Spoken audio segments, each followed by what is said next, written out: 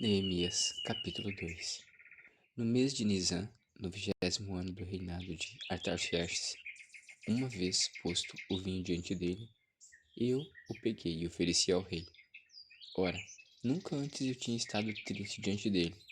Então o rei me disse: Por que o seu rosto está triste, se você não está doente? Isso tem de ser tristeza do coração. Então fiquei com muito medo e lhes respondi: Que o rei viva para sempre. Como não estaria triste o meu rosto, se a cidade onde estão sepultados os meus pais está em ruínas e os seus portões foram queimados?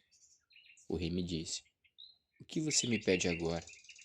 Então orei ao Deus dos céus e disse ao rei: Se for do agrado do rei, e se este seu servo encontrou favor em sua presença, peço que o rei me envie ajudar a cidade onde estão os túmulos dos meus pais, para que eu a reconstrua.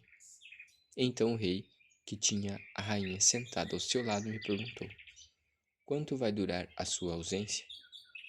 Quando você voltará? Marquei certo prazo, e o rei se deu por satisfeito e me deixou ir. Eu ainda disse ao rei: Se for do agrado do rei, que ele me dê cartas para os governadores da região do outro lado do Eufrates, para que me permitam passar e entrar em Judá, e também uma carta para Asaf, guarda das florestas do rei, para que me dê madeira para as vigas dos portões da cidadela do templo, para as muralhas da cidade e para a casa em que deverei me alojar. E o rei me deu o que eu pedi, porque a mão bondosa do meu Deus estava sobre mim. Então fui aos governadores da região do outro lado do Eufrates e lhes entreguei as cartas do rei. Ora, o rei tinha enviado comigo oficiais do exército e cavaleiros. Mas Sambalate, o Huronita, e Tobias, o servo amonita, ficaram sabendo disto, e não lhes agradou nem um pouco que alguém estivesse interessado no bem dos filhos de Israel. Então cheguei a Jerusalém. Depois de esperar 3 dias, me levantei à noite, junto com uns poucos homens que estavam comigo. Não declarei a ninguém o que meu Deus havia posto no meu coração para eu fazer em Jerusalém. Não havia comigo animal algum, a não ser o que eu montava.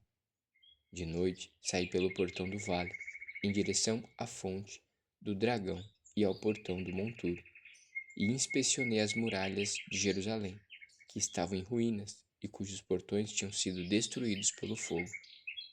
Passei ao portão da fonte e ao tanque do rei, mas não havia lugar por onde o animal que eu montava pudesse passar. Subi à noite pelo vale, sempre inspecionando as muralhas. Voltei, entrei pelo portão do vale e fui para casa.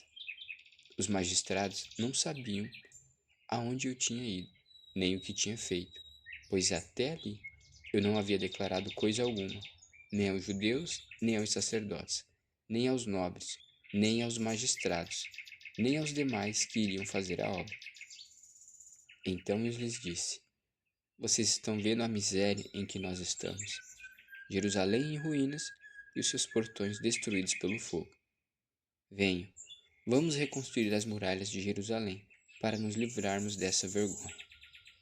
E lhes declarei como que a mão bondosa do meu Deus havia estado sobre mim, e também as palavras que o rei me havia falado. Então disseram: Vamos nos preparar e começar a reconstrução. Então se prepararam para fazer esta boa obra. Porém, quando Sambalate, o Horonita, Tobias, o servo amonita, e um árabe chamado Gesem souberam disso, zombaram de nós e nos desprezaram, dizendo: O que é isso que vocês estão fazendo? Querem se rebelar contra o rei? Então lhes respondi: O Deus dos céus é quem fará com que sejamos bem-sucedidos. Nós, seus servos, vamos nos preparar e começar a reconstrução, mas vocês não têm parte, nem direito, nem memorial em Jerusalém.